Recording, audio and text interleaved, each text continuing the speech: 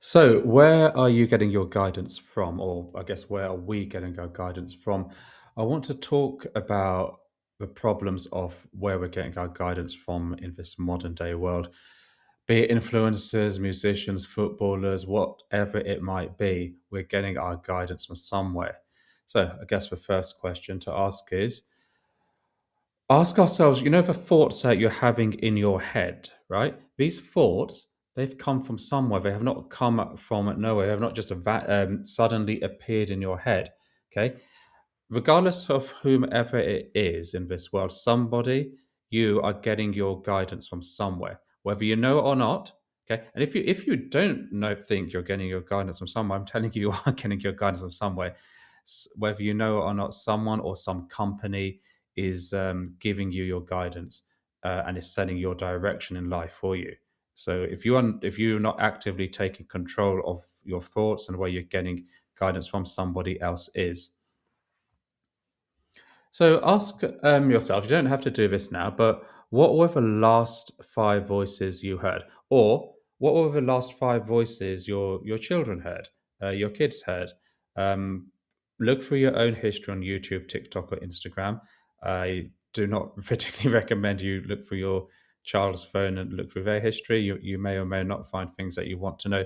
But look, the point here is the voices, the content you consume, much like the food that you eat. We all know if we eat trash food, if we're eating bad food, our body's going to suffer bad effects. Okay. The same is true for your content that you consume through your eyes and your ears. They set your thoughts up. Okay. And they will take you in a particular direction. So, this game that we are playing, okay, you cannot beat a rigged game. This is a problem, okay? With the life we live, with phones that we have, all of this infinity pool of content that is being thrown to you, you cannot watch it. An infinity pool, the definition is there is more. If you took just one infinity pool, let's call out any content streaming platform there may be, you could not consume all of that content, even if you spend your entire day, 7 days a week for probably the rest of your life, you wouldn't be able to consume it. So it's rigged to beat us. It's rigged to consume us as well with it, and we just become a consumer of this. And you cannot beat a rigged game. However, what you can do is you can choose to play a different game. Okay, and a pro tip here is you do not have to play their game. You don't have to play their game at all. When it comes to setting our moral compass, the movies you're watching, the music you're listening to, but it has a moral compass. It's kind of got their own moral argument. And the people behind these movies, and I know, I know, I used to work in the film industry for a good, 10 years or so. They have a moral compass. They have a messaging, and we'll come on to this social conditioning in a couple of slides from now. But you've got to really take charge of setting your own moral compass, okay? Uh, and I've got nothing against musicians or whomever else, footballers, etc. But if you let them set your moral compass, that's a decision you're making, right? Everyone receives guidance from sources daily, and we're getting a lot. Okay, the more you watch a certain type of content, the more something like YouTube or TikTok or Instagram is going to produce or provide you that type of content to for you to go further into.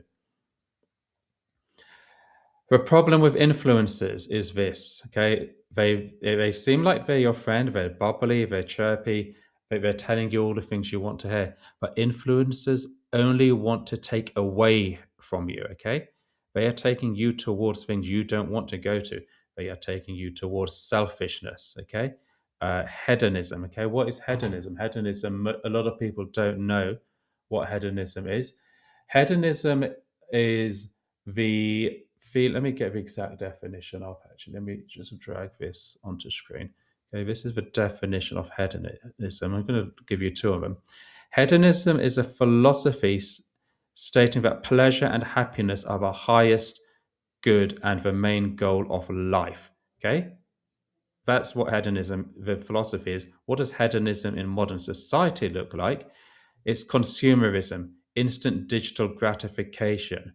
Okay, if we look through here, consumer culture, advertising and global markets sell products, luxury goods, and instant experiences as the fastest paths to personal happiness. You just need to look at a few of the alcoholic drinks ads to realize that they just produce pushing you towards hedonism. Have a good time. Just that's the only thing that matters. Getting drunk, getting high, etc. This is what influencers are pushing you towards. Okay. Um, the next thing that follows hedonism is egotism. Okay. So again, what is egotism? Let me just drag this one across. Egotism is the inflated sense of self importance, excessive vanity, and the habit of talking too much about oneself. Okay. This shows up in self centeredness, i.e., thinking the world revolves around you. It shows up in superiority, believing you are better than others, etc. A conceit, too much pride in your worth, vanity, caring too much about how you look or how great you are, and arrogance, acting proud and rude towards others. And I've seen this a lot. I've seen hedonism and egotism. I've seen it manifest in the form of music, right? People say, oh, no, music's okay. Different discussion, perhaps, but the way people behave around music when they're drunk, when they've had too much, whatever it is they're having, they play music really loudly, be that in their car or in their house. They play it any time they want, whatever, 11 p.m. at night, midnight, 1 a.m., 2 a.m. We have people playing music till 6 o'clock, but they don't care. That's what this whole hedonistic lifestyle is. They do not care. They only care about themselves and how good they are feeling. They don't care about their neighbors. They don't care about anything else. With alcohol, you see, there's glass bottles. People leave glass bottles around the streets and they leave them on walls. They don't care. I mean, there's only one logical thing that will happen to that glass bottle. It's going to fall and smash and cause problems for people walking past, for kids who are playing there, if you're riding your bike, flat tires, not to mention cats walking, dogs walking, foxes walking. Okay, we're going to get glass in their feet. But the person who left a glass bottle there just does not care because this is where they're getting their thoughts from. And their thoughts are around selfishness, hedonism, and egotism. This then leads a person to addiction, where they just become addicted to that lifestyle. And if you know people who drink a lot, smoke a lot, I'm not having a go at anyone who drinks or smokes a lot, but just they'll be really happy when they're drinking, smoking, taking drugs, whatever. But just look at that person when they don't have their drink with them, when they've run out of cigarettes, when they don't have whatever vice they have. I've seen people recently, our plane got delayed and no one was allowed off. We were stuck in an airport. Some guy in front of me saying, I need a cigarette, I need a cigarette, I can't cope, I'm going to start vaping, I'm going to start vaping. And it's like, is that really where we want to go? Because influencers are going to take you down that path. And my friends, it only leads to depression. And I put slavery in here because these people, and if you don't control your thoughts, you'll become a slave to your desires. You'll become a slave to what they tell you you should have. And this is the ultimate tragedy. While they get richer, you get poorer and more unhappy. Does that sound like a good deal to you? They get richer, you get poorer. They get richer, you get unhappy. Okay. However, there is some good news, and the good news is this: you do not have to be a sheep.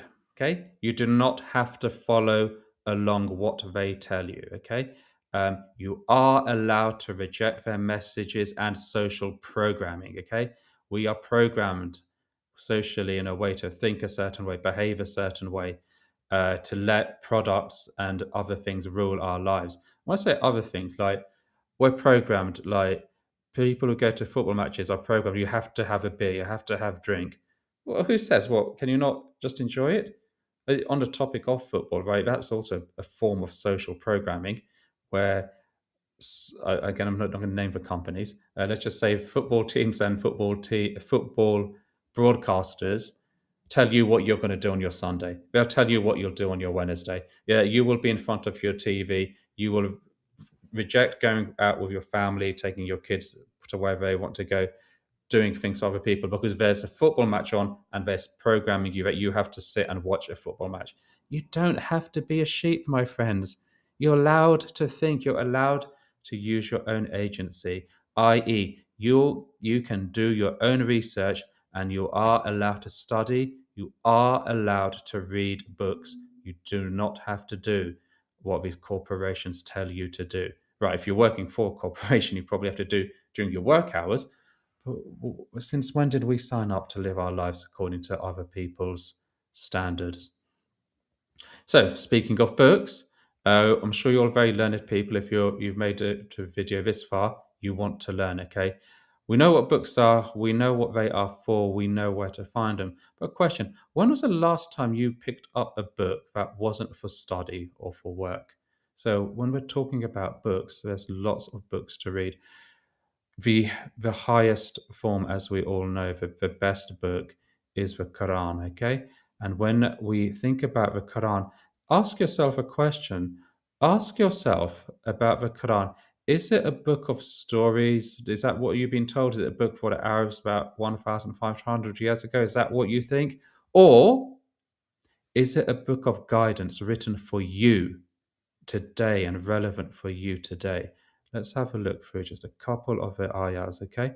This is in Surah Baqarah, ayah number 2.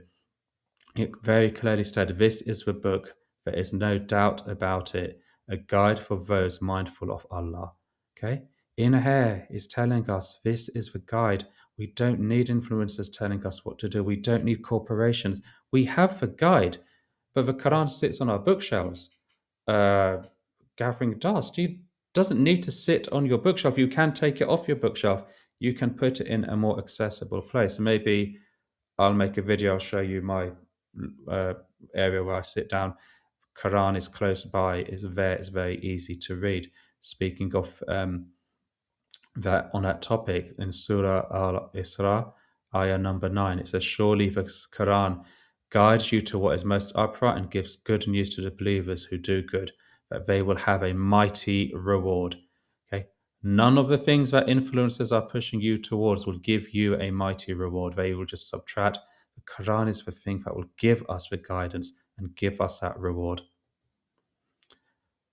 So, question: is it difficult to read the Quran? Okay, a lot of people say, "Oh, well, yeah, that's all good. You're telling me to do this." I don't know. It's difficult. It's difficult, and I come with loads of excuses. It's not difficult to read a Quran. If you can read, it's quite easy. Look, Surah Al-Qamar, Ayah 54. Sorry, Ayah 17. I beg your pardon. And we have certainly made the Quran easy to remember. So, is there anyone who will be mindful? In fact, this same verse is repeated 3 more times, i.e., 4 times, ayah 22, 32, and 40, emphasizing that it's really easy to pick up and read. Okay, now you read a Quran, you learn something, then you have a decision, and that decision involves change and the question, what if I have to change? Well, look, change can be uncomfortable, but change means improving. And is becoming a better version of yourself really a bad thing? Like, think about any times you've had to change and you've improved because of that change. Um, Instead of being afraid of what you might leave behind, be excited for what you could gain. Okay. You can gain happiness, you can gain fulfillment, you can gain freedom, you can gain so much rather than the things that we're leaving behind, which should drag us down and make us miserable. With change comes growth, and with growth comes reward. You've seen this in other areas of your life, I'm sure. Those of you who tried the gym, tried or failed, we've seen growth. We're studying sports, whatever it is.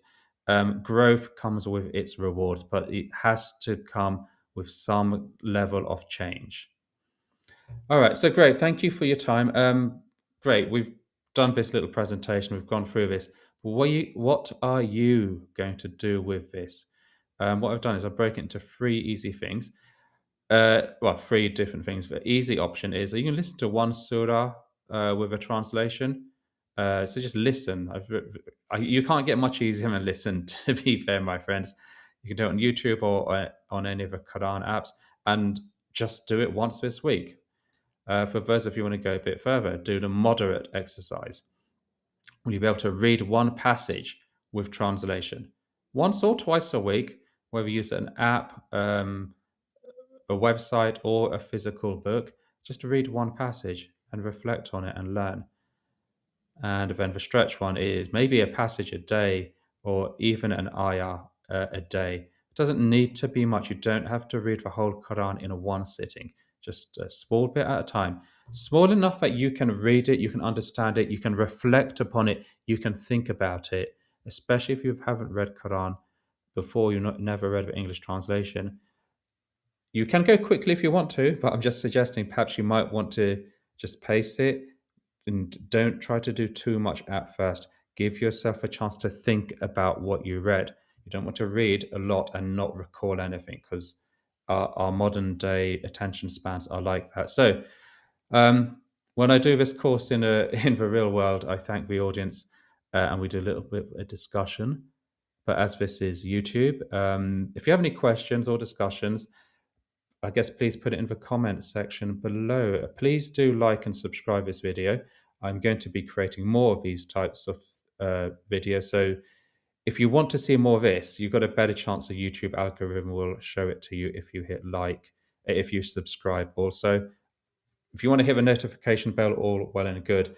But I hope to see you again and I wish you well on your journey. And please do tell other people to whom this could benefit. Okay, thank you very much. Assalamu alaikum.